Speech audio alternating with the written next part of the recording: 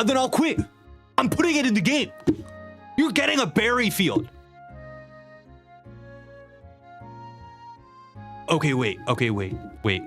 I think I can sell you on it. Okay, Mr. Masuda, sit down, please. Okay. It's a berry field. No. Listen, just listen. Hear me out. It's a berry field. But it's beautiful. Okay, I'll get started right away.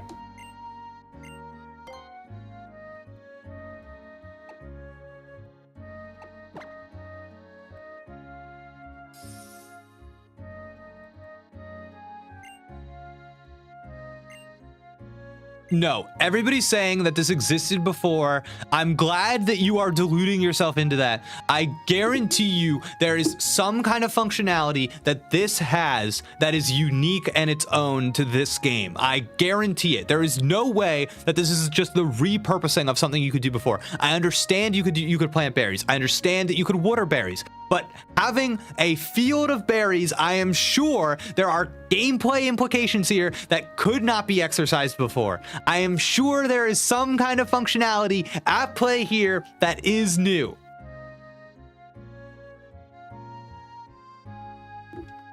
Oh, yeah. I don't know that to be the case, but I am sure that it is.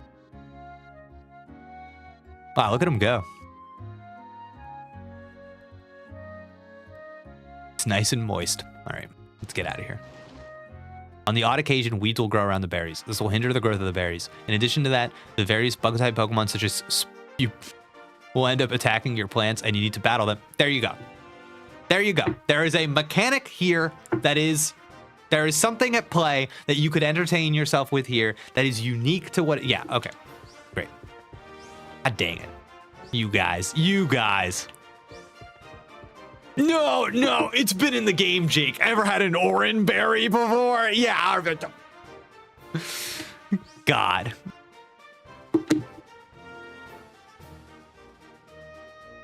I am shocked. Shocked, I tell you. Jockster, what is this? What is it? I mean, he's on the team. I'm sorry, chat. He's on the team. Here we go again. It's sleeping so soundly. The end of the world wouldn't wake it. Look, it's practically a mountain, right? It's blocking the road completely. Come on now, sir. Come now, sir. Use the Poke Flute. Oh, wait, do you even have it anymore? Nope, I handed it over. Or you could say it was taken by the owner of the palace. What, huh? What's a Poke Flute? Wow, this is crazy. So, chat, would you say this is pandering? Would you say this is pandering? Is this pandering? Is this Gen 1 pandering? Let me know. The Poke Flute is currently at Parfum Palace. Oh, that's it? All we need to do is go get it then. Oh, chat's saying yes. I'm seeing a lot of yes in the chat. Running gag, if you will. That's awesome. Oh my god. Not to the same level as receiving a second starter from Gen 1. We should do a Gen 1 pandering tier list of the stuff in this game that is Gen 1 pandering. Like the starter, which Pokemon get Mega Evolutions, the forest, you know? Oh my god. No, stop. Don't. We will not be discussing my use of Kanto Pokemon. Are you gonna say something to me, or are you gonna battle? You got something? The Palele actually has two very different faces. One is the easy stroll here, and the other one is, well, I guess you'll find out about that on your way back from the palace. Oh, you're a battle? I bet you thought I was just some unassuming tourist. I happen to be a seasoned battler too. Wow, checking my biases, are we? Oh my god! Awesome, dude. Oh, man.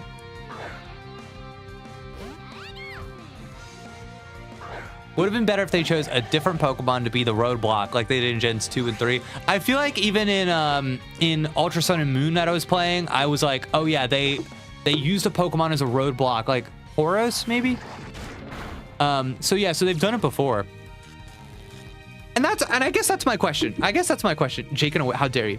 I guess that's my question. It's like, is it less pandering if you do the exact same thing, but you use a different Pokemon? Is the specific Pokemon you're using the thing that makes it pandering?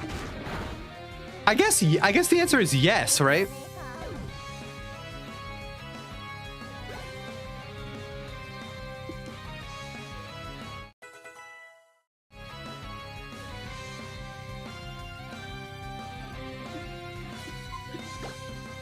Then it's homage rather than pandering. I can get on board with that. Because, like, the specificity of Pokemon is so, like, those choices, I think, are really key to the narrative stuff going on. So it matters. You know what I mean? It does. It matters. Like I was looking for a kind of...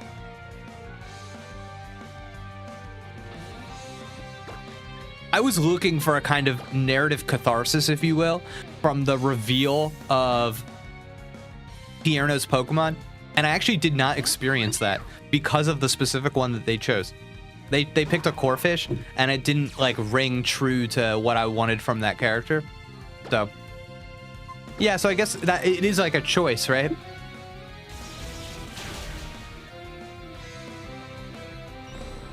Look, I'm right. Jake coded. How dare you? Not every character with a Psyduck is Jake coded. Though I am admiring this 3D Psyduck. Man, chat, how great is it going to be when we have a full Gen 1 squad? Psyduck leading the ranks. A Pangoro we need to convince to nap. Ooh, I like that. Yeah, it's funny, right? Because what do we get out of it being a Snorlax? We get that it is there is an established mechanic by which you wake it up, which is specifically the use of an item. So it's an item you have to go get. So it's not just a Pokemon that you can just battle, right? So that is the function. They want it to be something where you have to go somewhere else to get the thing to wake it up. Yeah. Did you buy a Thunderstone from Lumiose? No. I believe in the stone shop, they only had fire, leaf, and water, if I'm remembering. No, I think you're right. There probably was a Thunderstone, and I just ignored it. Oops. Man, I like Squirtle a lot. Shout out to Squirtle. Just a cool Pokemon, dude. Little blue turtle, nice shell, the whole thing. A playable character in Super Smash Brothers. How sick is that? Shout out, man. Shout out to Squirtle.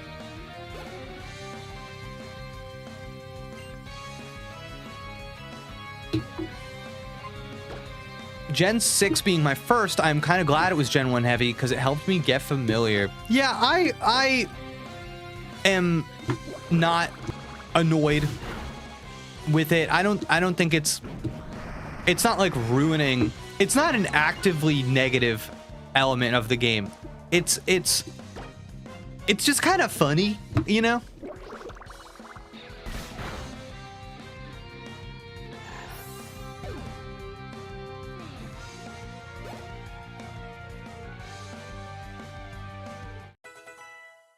Oh, man, Perot is climbing, dude. Oh, yeah, I keep forgetting that I want to change it so that I can't switch my Pokemon in between or whatever, but that requires me remembering when the battle's over and I can go back into the menu. For you, many, it's happened many times, but I got to see it with fresh eyes. That's true. And I will say that the Snorlax thing actually works because you get to experience its original function the way, like marginally similar to the way it was deployed the first time, right? Yeah, like that works. It like functions on its own in a way that the value of the Snorlax blockade is not entirely lost on you if you don't get the reference. It still has value on its own. Yeah, yeah.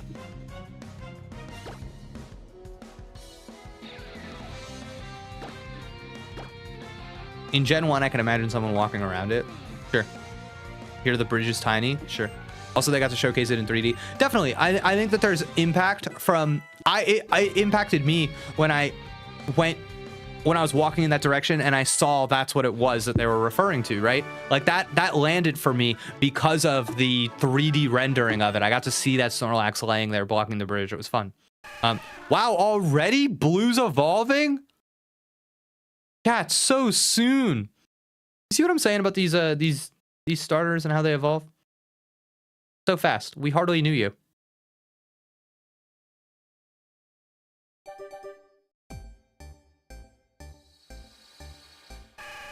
I'm gonna keep him for a little bit. I'm gonna keep him. This is kind of nice.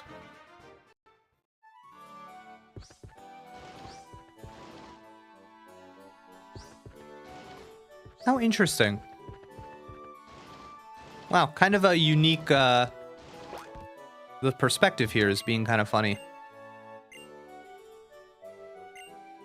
That sounds like a freak. I don't think so.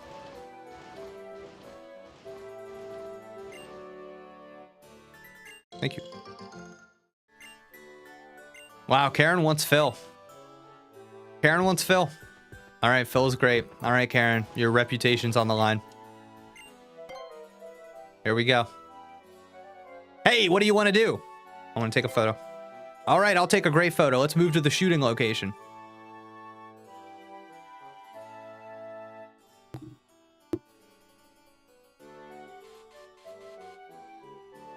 Oh, brother. How do I get myself in focus?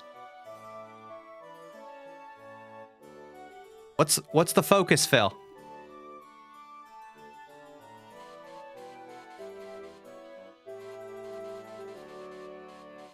Right. I guess we have no rack focus. Oh, I blinked. Hold on. I blinked, chat. There we go.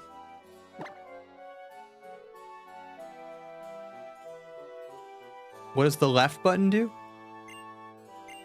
Would you like to give a tip? Oh, that's how they get you. That's how they get you. All right.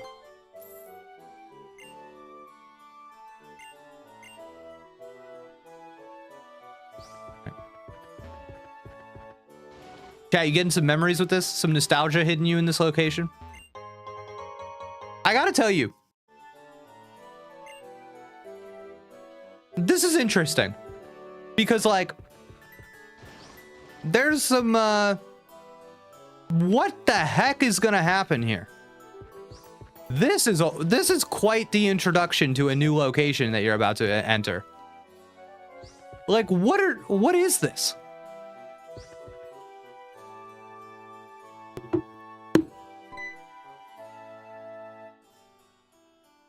Oh, the entrance fee will be $1,000 per person. The owner of this palace follows the school of thought that you can never have too much money. Okay. All right, chap. Okay. So, let's talk about this. I believe that there should be a tie between currency and value. If you do not create value for others in society, whatever, then what you are doing is not worth currency, right? Great. Okay. Awesome. Great. Cool. There is no such thing as an ethical billionaire because no single person creates value that is equivalent to $1 billion. No single person is responsible for that. The only way to achieve that is through the exploitation of others. There is no such thing as an ethical billionaire. Okay? So if we're looking at this little loser over here, okay, living in this castle, they're a sick freak. Let me remind everybody here that just so you can get this concept in your heads, bust this out whenever somebody starts talking about billionaires, okay? A million seconds. A million. Okay? A million seconds is less than 12 days. Okay? A million seconds, less than 12 days. A billion seconds is almost 32 years. Just to give you a concept, when we say billionaire, how much money that is, what that amount is, the difference. I think we get confused in our heads sometimes, and we don't see the difference, how much a billion of anything is. Just put that in your cap. Okay. God damn. I got a lot of young people that seem incapable of understanding this. Yep, if someone is a billionaire, they have no... No, yeah. There's no... Eesh, this is how the rich get richer.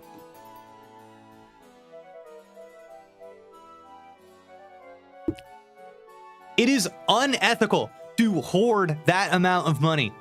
It is entirely unethical. All right, there you go. You're learning something here. Dear God, dude, a billion seconds is almost 32 years. Let that sink in, brothers and sisters. Oh my God. My folks of all kinds. This is, okay. We like Shauna more now. The proceeds from this entrance fee help pay for repairing and restoring the palace. Yeah, right. Probably. I knew it, dude. No way. What do you think of Mark Cuban? A joke. By the way, you were asking why that castle existed earlier. This is why. It's to create contrast. The first guy gave away everything. He had an empty palace. This guy keeps hoarding things. Yeah, true. The estate. I mean, and this castle is also like, dear God. Oh, they don't let me go. They don't let me. Okay. We have to go in. When we're on their premises, their rules.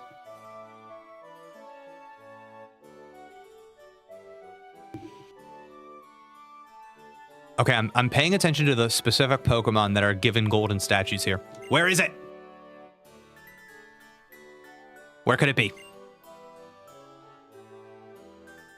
I'm sick of hearing about this thing.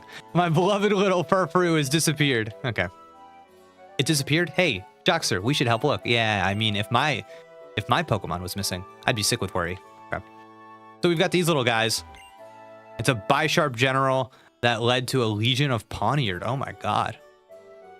It's a statue of Milotic, said to be the world's most beautiful Pokemon. Oh, beautiful, chat. There you go. The theme must be the word beautiful. We've seen it so many times. I figured it out. I am a master of Pokemon trivia. It's a golden statue of a knight. Okay.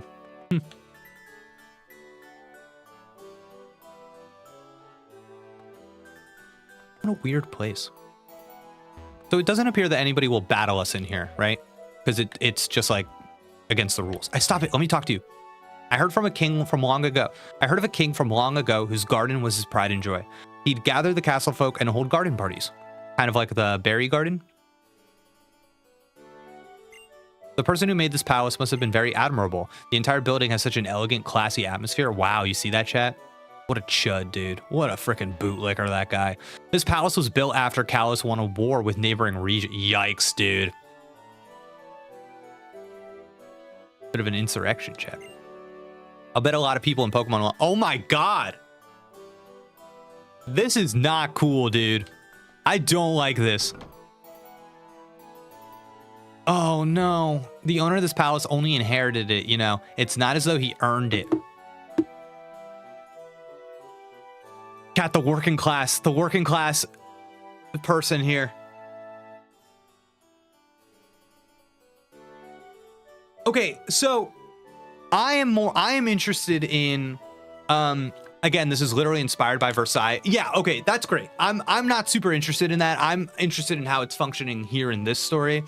And I think like, okay, that's what I was going to, John. The reference to, there's another reference here to that kind of nepotism, that benefit that you get from nepotism. So our character benefiting from being the son of a famous Rhyhorn racer, Serena benefiting from being the daughter of well-known talented Pokemon trainers, And now we're getting this reference here. So this theme continues to permeate the text. So where are they going with this? Is that a mirror or a window? Just because the parents were great, it surely does not mean that their children will also be great. Dude, they're hitting it. They're hitting it. They're hitting it. In fact, the opposite is often true. Whoa. Whoa. Chat, we're doing it. Chat, we're doing it. We're doing it. They have something to say. Wow, that is a comfortable looking bed. Dear God. Yeah, get in there, Buster Brown. Oh my God, that'd hit me with some O power if I'd ever. Oh my God, baby. Okay, main doors. We don't hit those yet. Wait, hold on. We gotta talk to Purple Head over here. I'm a traveling minstrel. Alright.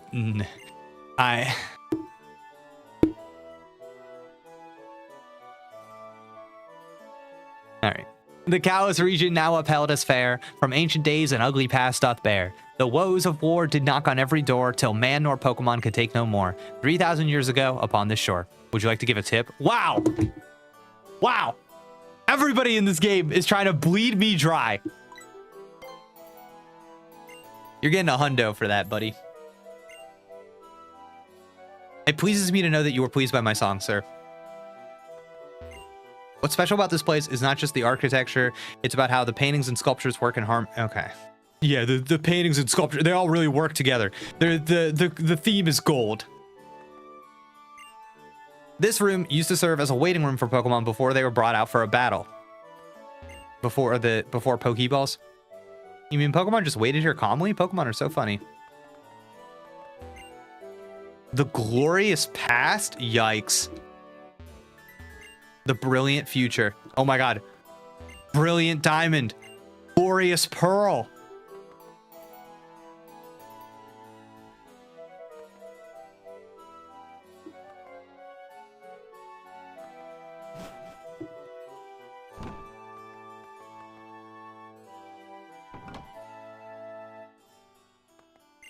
This room was once completely adorned with all manner of gold and silver works, jewels and metals. Whoa. All right. Weird table.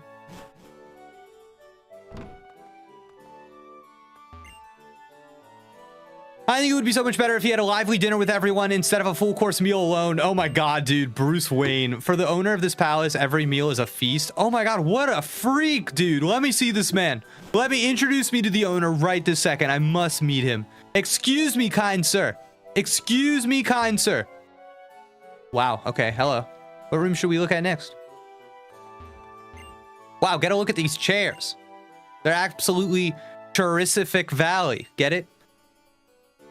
They're simply perfect in every way. What a brilliant design. Yeah, there are too many rooms. There's officially too many rooms. It said that kings of ancient times would use Pokemon as sentries. I bet they'd use Pokemon with the insomnia ability. Very clever. Okay. All right, all right, come on. This does look like N's castle. That's what I'm saying. All right, let me meet this. Let me meet this guy. I'm itching. Whoa, Golurk and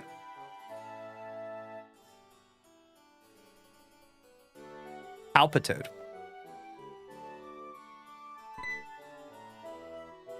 I'll have a look in back. Oh, I forgot we were looking for the Frou. I totally forgot. I thought we were just exploring the castle. Wow, no roller skates back here.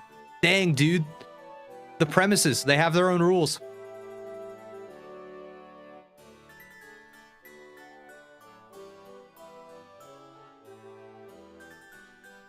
What the heck, dude? This is a whole game. Are we sure Legend ZA doesn't just take place in this castle? What is going on? The Kalos region and the Unova region must have been in contact with each other. Whoa. This is interesting, Chad. It's a statue of Zekrom, the Pokemon that assists those who seek to make an ideal world.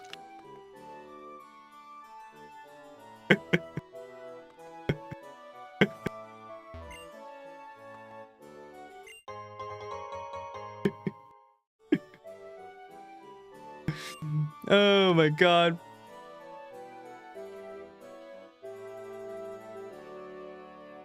Guys, this is crazy. Oh, there she blows. Let's go. Oh, you're done, dude. You're done. Please don't run away. Give me a hand. No, I know. I got this. Don't even worry about it, dog. No, I get it. I get it. Okay, come on. Come on. We did this in Emerald, baby. All right. Where's Frou? Okay, there's Frou. Okay. All right.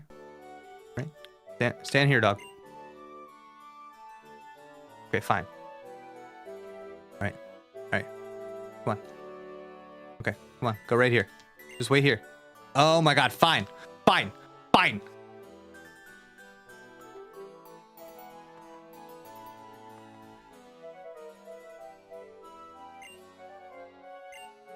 Yeah, sure. How funny. So they only want her to be in like the areas that have like the big squares. Oh. Would you look at that? Okay, well, now that we know how that works. I don't know why she couldn't just wait in the little corner.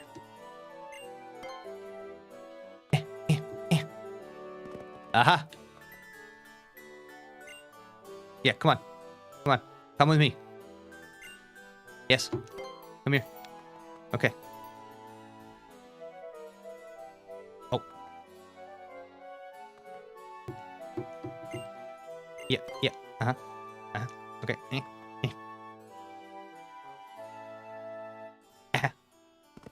Aha. Got him. Well done. We finally caught it. You're amazing. We caught it because you understand how Pokemon feel. Well, yep. Okay.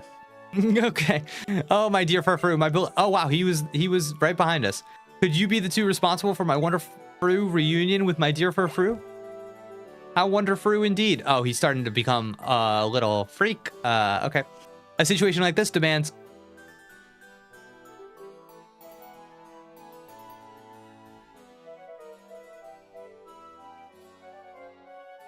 What? Pardon me. What? What does he mean by this?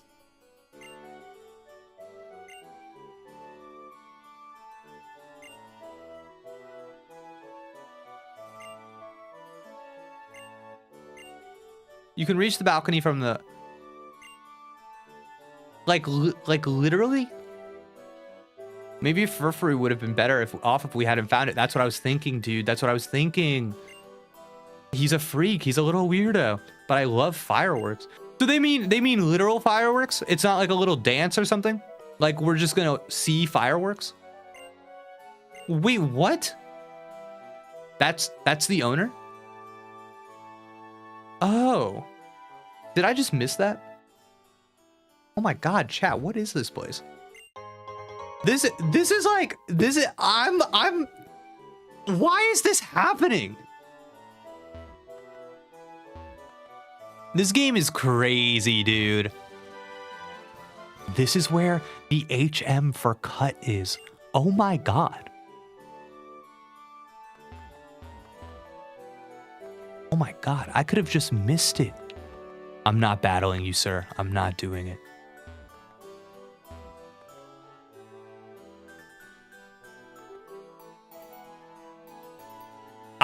This is like throwing me off so hard.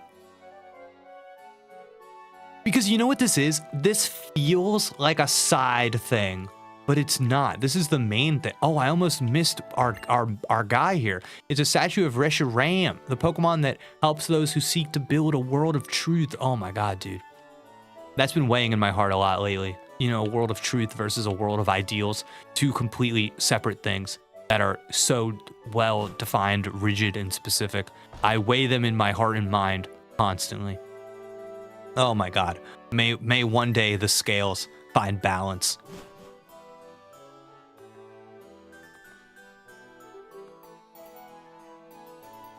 Balcony? Whoa. I mean, this is a balk. That's a balk. Oh, it's happening. We're here. Just us? There's not like a crowd? It's just us? This is awkward. Should I just pretend I've got a poop or something and miss it?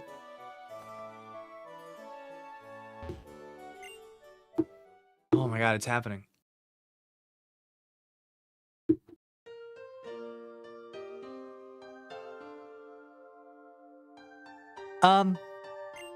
You know, I've never watched.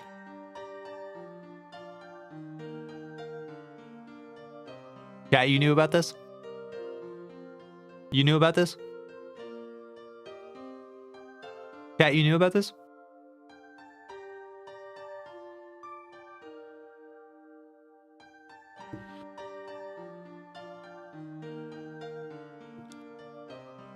I've never watched fireworks alone with a boy before.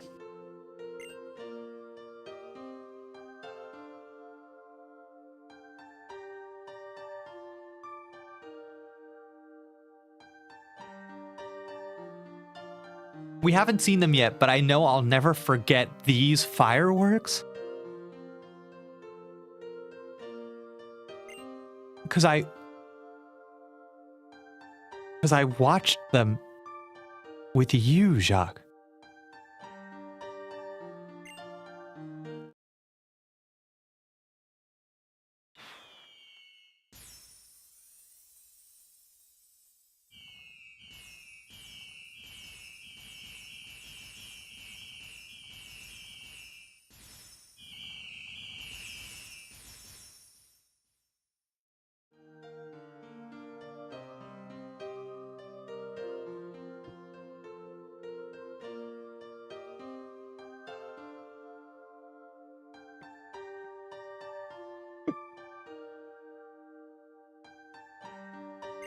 Wow.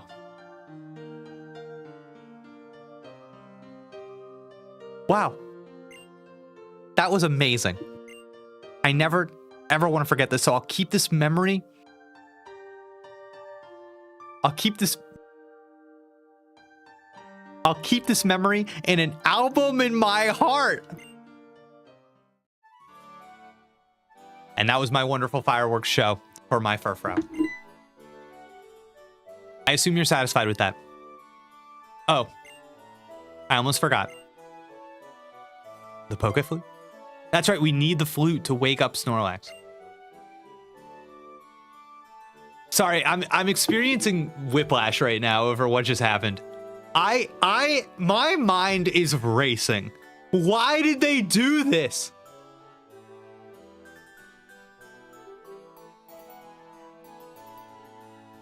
What are they trying to say?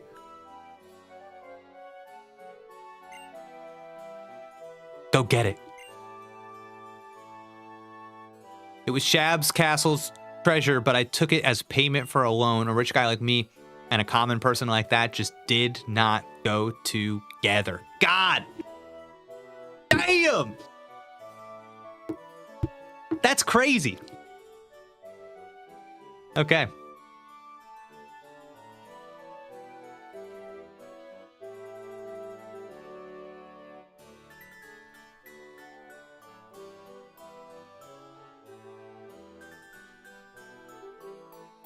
I guess I'm thinking about like friend groups, and I'm thinking about how like in friend groups you all have a relationship to each other, but you also have individual wrinkles in that friend group. You know what I'm saying? And I kind of like the idea of this group of 5 friends. And then like one is like, you know, Serena calls us over and she's like, why does Serena want to talk to Jacques alone? And then we go off with this one. We go on a little adventure, and unbeknownst to the rest of our group, we just had a little bit of a romantic day together. And our relationship, our interpersonal relationship is different and changed in a way that the rest of the group does not know. There's like some melodrama there, right? Kind of interesting.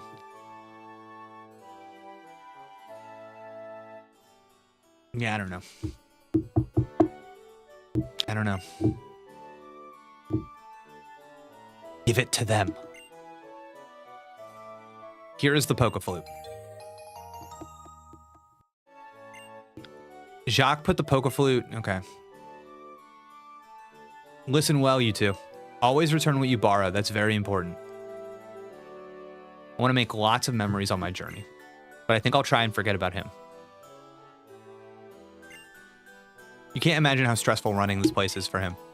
That may be so, but... Oh, that's right. Mr. Butler, do you know anything about Mega Evolution? I remember reading a book on that subject. There's an entire book on the subject. It had something to do with what you'd now call a trainer holding a mysterious stone high and making Pokemon evolve even further. I mean, there's really not much more to it than that, guys. That's the mystery has been solved. It's not much, but I would like you to have this.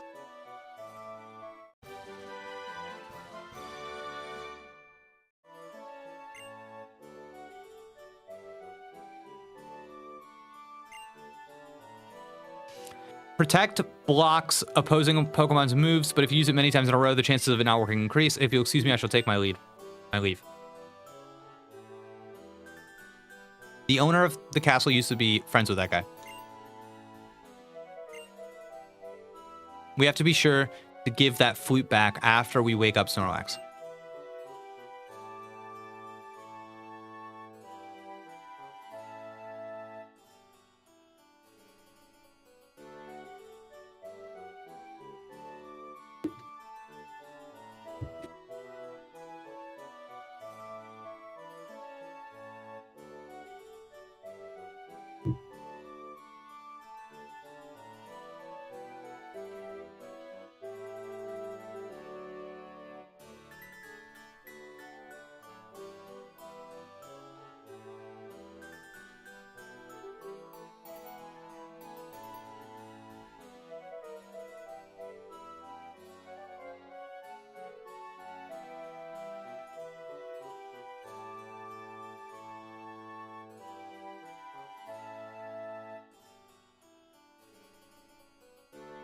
So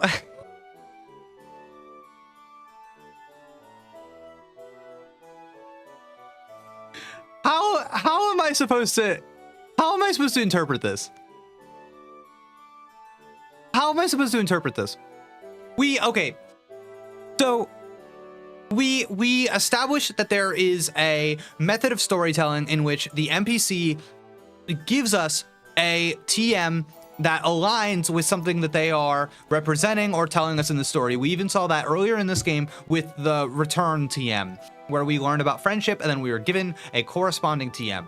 What about the relationship that the butler has with the king, the way that the relationship the kings have with each other, what we are doing in the story with the Poke-Flute? What relationship does the act of protecting, of guarding, what does that have to do with any of the story that we are currently involved in? So then your mind says, okay, maybe protect is not speaking to, maybe protect. You know what? Guarding your wealth. Let's go with that. Thank you. Thank you for your input, chat. I am just one man, and sometimes I need the assistance of others.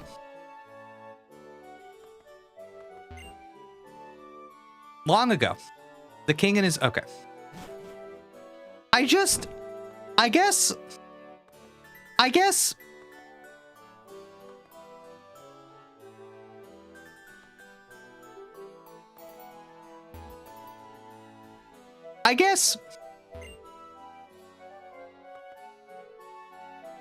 it's not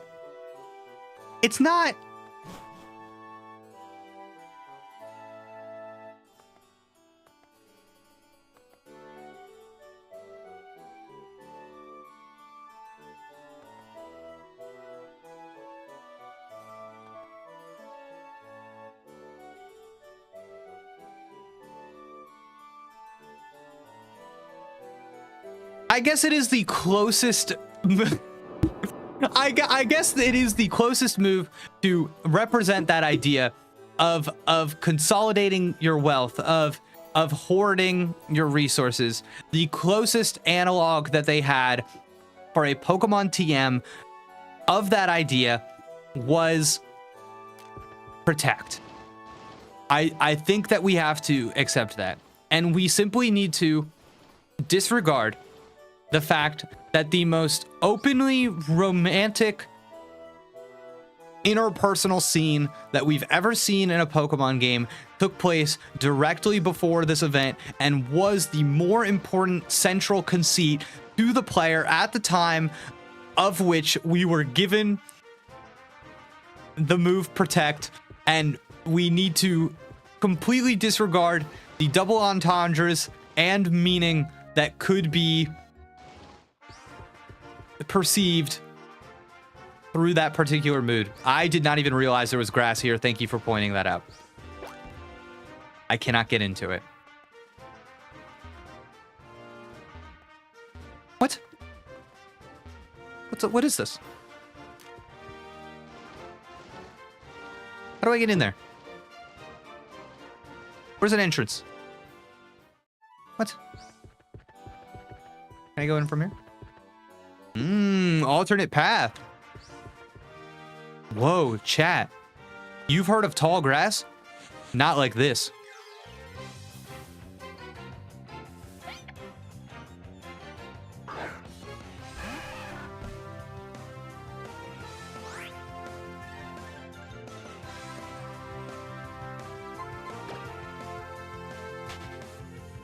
I don't like it.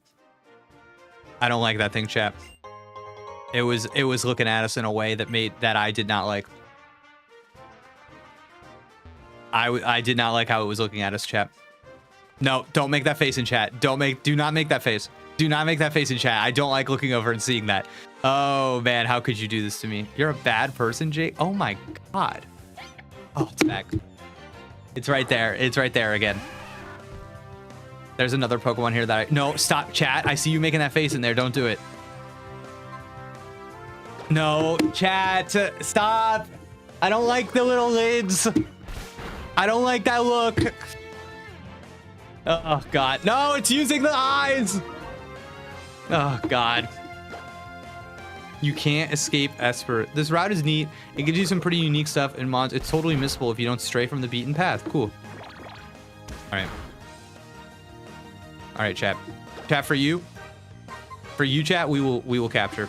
We will capture Esper. Let's get him, baby.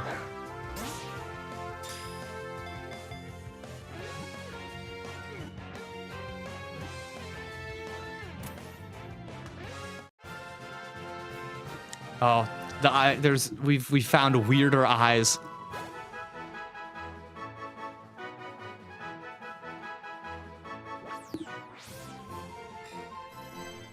The organ that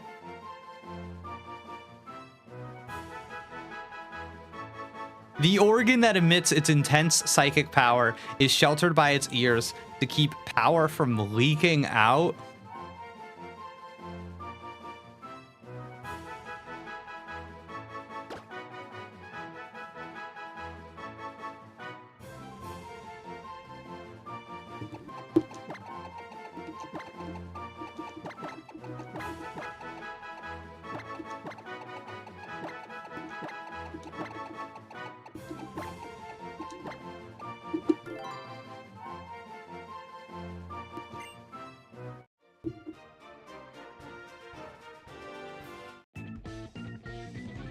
The tall grass is taller than I am. You're telling me there's a Pokemon lurking in here?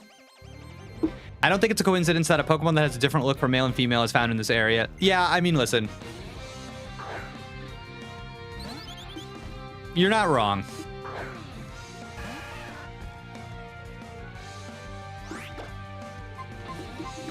This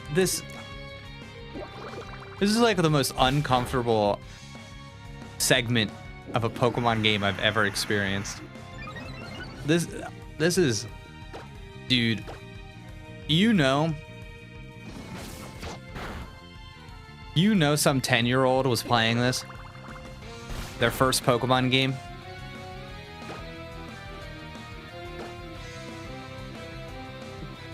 and experienced some kind of awakening because of Shauna.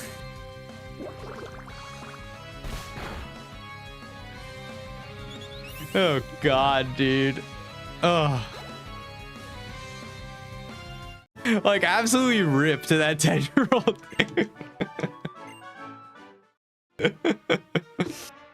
Oh my God, dude.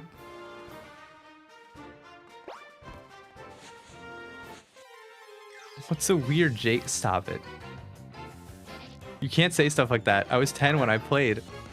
Jake, why you gotta put it into perspective like that? What exactly about the dialogue changes?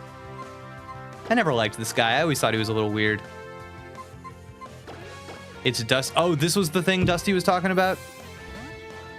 Dusty's Grind Bug? That's a good name. Dusty's Grind Bug. I don't think Dusty would appreciate us talking about his Grind Bug while he's not in the room. You gotta find the cool Pokemon here. I mean, I want to, but I'm desperate to leave this space and never come back.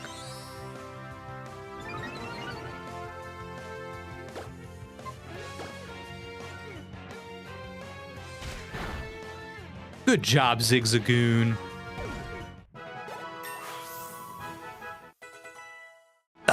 Yes.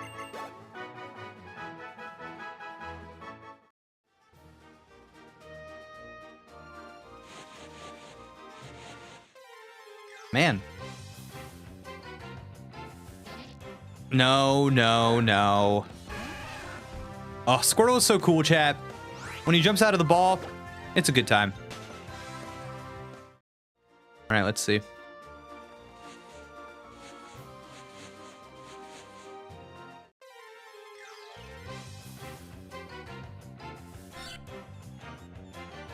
Yeah, was this it? Is this the guy? I do like this guy. I do like him. Is this him? Oh, look at him. He's so cool.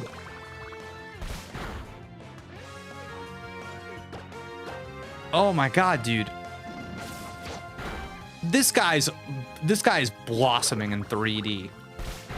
This guy's awesome. Oh, Sentry. Sorry, buddy.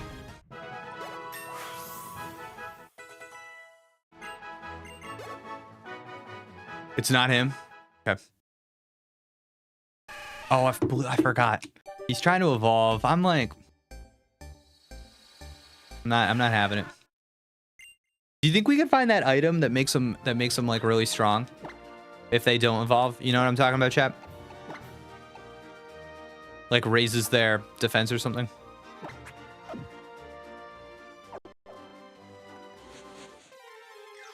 This is the only place in the game you can find this Pokemon. Whoa, there's an exclusive guy in the tall grass here. All right, then we gotta find him. We gotta find him, chat.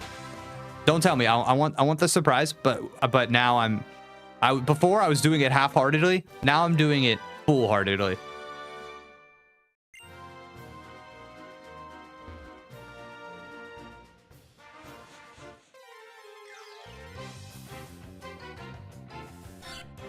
You don't want Mega Blastoise? You know, it's less about getting to Mega Blastoise for me, and it's more about I don't think Blue has experienced a moment that he should evolve in yet. I don't think he's overcome a challenge that would justify an evolution. Hone Edge. Hone Edge. Do we like Hone Edge? Jake, check the Discord. The French version of that scene is somehow less subtle. Oh, God. Okay. You found it. Yes, this is the one. Oh, this is the one. Oh. Okay. Let me look at this with new eyes. Hone Edge. Okay. I know people love this thing. I never understood it myself. It's just a sword with like a weird eyeball. Cat, are you with me? I'm missing out. It's powerful. Why is it powerful? What? Ugh.